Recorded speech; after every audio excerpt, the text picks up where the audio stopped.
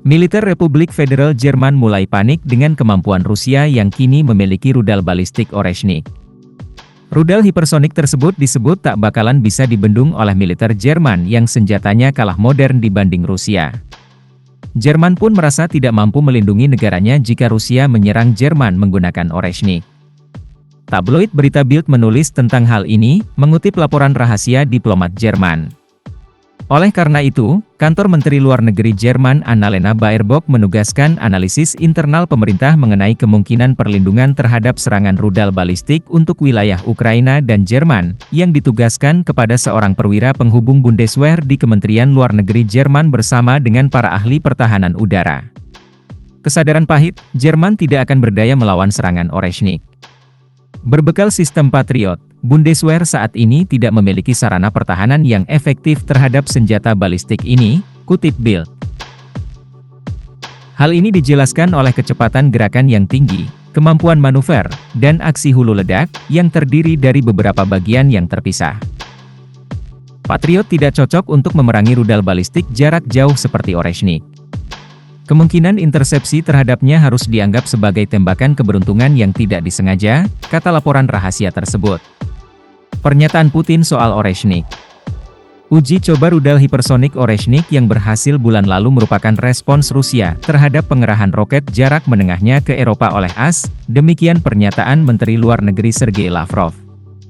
Rusia Today melaporkan, sistem rudal balistik jarak menengah, yang dapat membawa beberapa hulu ledak, termasuk yang bertenaga nuklir, pertama kali digunakan pada 21 November, ketika menghantam fasilitas industri militer Yuzhmash milik Ukraina di kota Dnepr. Mengomentari serangan tersebut, Presiden Rusia Vladimir Putin mengatakan hulu ledak Oreshnik melaju dengan kecepatan 10 kali kecepatan suara dan tidak dapat dicegat oleh sistem pertahanan udara yang ada. Dalam wawancara dengan media Rusia pada hari Minggu, Lavrov menunjukkan bahwa setelah penarikan sepihak AS dari perjanjian kekuatan nuklir jarak menengah pada tahun 2019, Moskow terus mematuhi batasan utama yang ditetapkan oleh perjanjian era Perang Dingin tersebut.